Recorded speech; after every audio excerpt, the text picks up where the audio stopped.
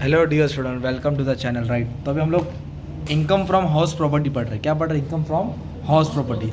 Let out दिया है, SOP दिया है, एडजस्टमेंट दिया है। तो आओ पूरा डाउट क्लियर कर देता हूँ, एकदम अच्छे से हो जाएगा। ठीक है, तो सबसे पहले क्या करने का, क्वेश्चन पढ़ने का। क्वेश्चन में जो टेबल दिया है ना, देखने का लेट आउट कौन सा है और एसओपी कौन सा है। लेट आउट मतलब जो घर हमने भाड़े पे दिया है, और SOP self occupied property, self जो हम खुद रह रहे हैं। तो दो घर है, राइट।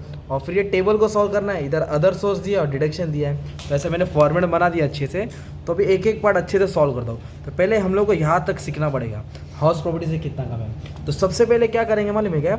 एसओपी को सॉल्व कर रहे हैं हमेशा।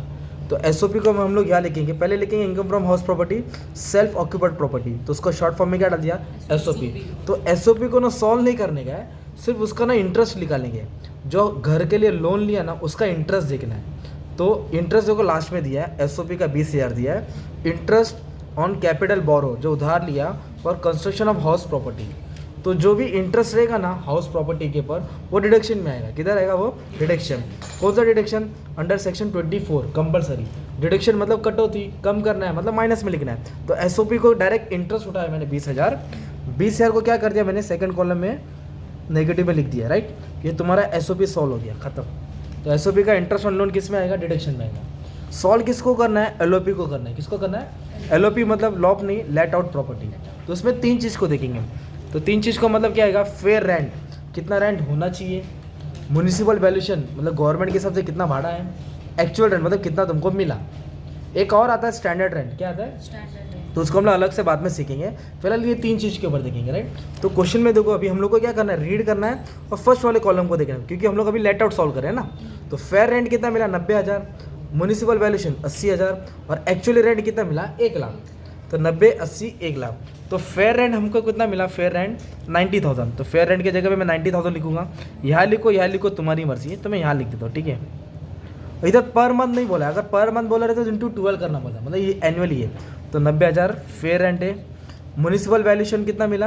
80,000, मतलब गवर्नमेंट के हिसाब से भाड़ा 80,000 है साल का। और रेंट रिसीव मतलब एक्चुअली इसको रेंट कितना मिला? 1 लाख। तो ये fair rent, municipal valuation, actual rent. कभी कभी दो दिया रहेगा, एक नहीं दिया रहेगा। तो जो दो दिया है, तीनों नाम लिखने का, जो नहीं दिया तो डैश मार देने का, राइट। तो नेक्स्ट स्टेप क्या करेंगे? तीनों में ना हायर वैल्यू उठाएंगे। क्या उठाएंगे? तो तीनों में बड़ा कौन है? बढ़ा 1 लाख। तो 1 लाख को बोलेंगे हायर हो गया ना, उसको बोलेंगे ग्रॉस एनुअल वैल्यू। क्या बोलेंगे? जो सबसे बड़ा है। स्टैंडर्ड रेट वाला सीन बाद में सीन होगा, ठीक है। स्टैंडर्ड रेट वाला। अच्छा, तीनों में बड़ा कौन? 1 लाख, वो हीरो हो गया। अब उसमें से क्या माइनस करेंगे? Municipal tax paid bye owner. Municipal tax paid bye owner, outstanding नहीं लेना है। इधर दो टैक्स पे दिए है, एक टेनेंट ने पे किया है, एक ओनर ने पे किया है। टेनेंट कौन? भाड़ुतरी, जो भाड़े पे रह रहा है। और ओनर मतलब मालिक। तो टेनेंट वाला टैक्स नहीं लेने का, जो मालिक ने टैक्स पे किया वो लिया। तो टेनेंट ने कितना पे किया? 10,000। टैक्स पेड बाय टेनेंट कितना दिया है? 10,000। तो टैक्स पेड बाय टेनेंट इधर लिखेंगे 10,000। लेस मतलब क्या करेंगे? माइनस करेंगे। तो ग्रॉस में से टैक्स क्या करेंगे? माइनस करेंगे। तो आपको 90,000 है मान लो। वो 90,000 तुम्हारा NAV हो जाएगा। क्या हो जाएगा? Net annual value. Net annual value. तो इधर तक समझा अभी? तो fair rent, municipal valuation, actual rent, तीनों में क्या उठाने का? बड़ा। उसमें से क्या माइनस करेंगे? Municipal tax paid by not tenant, नहीं रे बाबा, ओनर। ओनर ने जो टैक्स पे किया वो माइनस करेंगे। टेनेंट वाले को हाथ भी नहीं लगाएंगे और आउटस्टैंडिंग भी नहीं लेना, जो पेड है वही लेना है। तो इसको माइनस करके नेट एनुअल वैल्यू मिला, राइट। फिर इधर क्या है? छोटे में मैंने लिखा डिडक्शन अंडर सेक्शन 24। जैसे सैलरी में स्टैंडर्ड डिडक्शन 50,000 आता है, तो वैसे स्टैंडर्ड डिडक्शन इधर कितना? 30% है। क्या है? 30%। कंपलसरी ऑफ NAV, ऑफ मतलब इसके ऊपर 90 पे कितना परसेंट निकालेंगे? 30%। और क्या माइनस करेंगे? Interest on loan. जैसे LOP का इंटरेस्ट ऑन लोन डिडक्शन में आना है ना, वैसे SOP का भी इंटरेस्ट ऑन लोन किस में आएगा? डिडक्शन। तो दो डिडक्शन डालने की। तो पहला डिडक्शन कितना आएगा? 30%। किस पे निकालेंगे? NAV कितना है तुम्हारा? 90,000। तो 90,000 के ऊपर 30% निकालेंगे। तो 30% कितना आ गया? 27,000। कितना आ गया? 27। तो ये डिडक्शन है, तो इसको ब्रैकेट में लिखेंगे, इसमें लिखेंगे ब्रैकेट। और सेकंड डिडक्शन क्या आएगा? इंटरेस्ट और लोन अंडर सेक्शन 24। तो आप देख सकते हैं लेट आउट का इंटरेस्ट दिया है। कितना दिया इंटरेस्ट? 20,000। कितना दिया है? 20,000, है ना। तो इसका भी सेम, तो ये भी डिडक्शन में आएगा। किधर आ जाएगा? ये भी डिडक्शन में आ जाएगा। किधर आ जाएगा? ये भी डिडक्शन में। तो 90 में से दोनों क्या करना है? माइनस। 90 में से दोनों माइनस करना है। और SOP का डिडक्शन कितना आ गया था? 20, वो पहले साइड में रखा था। अभी हम लोग किसको सॉल्व कर रहे हैं? हाउस 2 को, LOP को सॉल्व कर रहे हैं, राइट। तो 90,000 में से दोनों क्या करेंगे? माइनस करेंगे। तो 90,000 क्या है नेट एलियन वैल्यू था, और दोनों को क्या करेंगे हम लोग माइनस करेंगे, 27 माइनस करेंगे और 20 क्या कर देंगे माइनस, तो अपने को 43 मिला। क्या मिला 43 क्या हो गया अपना लेट आउट हो गया। 43 क्या हो गया लेट आउट का मतलब जो हमने घर भाड़े पे दिया है। लेट आउट का मतलब क्या हुआ जो हमने घर थोड़ा भाड़े पे दिया है, और एसओपी मतलब क्या होता है जो खुद रह रहे थे, तो उसका सिर्फ इंटरेस्ट लिखा और इसको सॉल्व करके 43 आया। तो 43 कौन सा अमाउंट है तुम्हारा लेट आउट। तो ये हाउस 1 है, ये हाउस 2 है। अच्छा देखो ये पॉजिटिव और ये इन दोनों को सॉल्व करके अमाउंट बाहर आएगा, वो तुम्हारा बनेगा इनकम फ्रॉम हाउस प्रॉपर्टी। क्या बनेगा इनकम फ्रॉम, तो मैं 43 में से 20 क्या कर रहा हूँ माइनस कर रहा हूँ, तो आंसर आया 23। क्या है 23। ये 23 क्या हो गया मालूम है क्या इनकम फ्रॉम हाउस प्रॉपर्टी।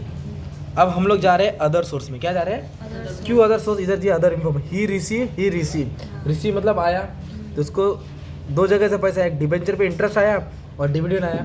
तो हमेशा मैंने क्या बोला पहले नाम लिख लो, तो क्या लिखेंगे इंटरेस्ट डिबेंचर और डिविडेंड ऑन शेयर। तो इंटरेस्ट हो या डिविडेंड हो दोनों टैक्सेबल है, दोनों क्या है तो ये रूल बताया था मैंने। तो 20,000 और 5,000 दोनों टैक्सेबल है, तो इधर लिखेंगे 20 और 5। अभी दोनों को क्या कर देंगे ऐड कर देंगे, तो 20 और 5 25 हो जाएगा राइट।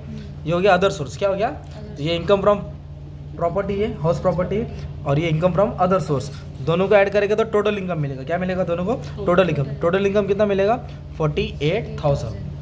अब चेक करेंगे कोई डिडक्शन है क्या नहीं। चैप्टर 6 में लास्ट में देखो पेड बोला है ना, तो पेड आएगा, इन्वेस्टेड आएगा, कंट्रीब्यूटेड आएगा, डिपॉजिट आएगा, वो डिडक्शन में आएगा। तो कितना रुपया भरा वो 25,000। कहाँ भरा वो LIC में। तो LIC का जो भी अमाउंट आएगा ना वो किस में आएगा अंडर सेक्शन 80 तो डालना, ये CCC में आएगा, याद रखना। LIC का प्रीमियम डिडक्शन किस में आएगा CCC में। तो कितना रुपया उसने पे किया था LIC का 25,000 राइट।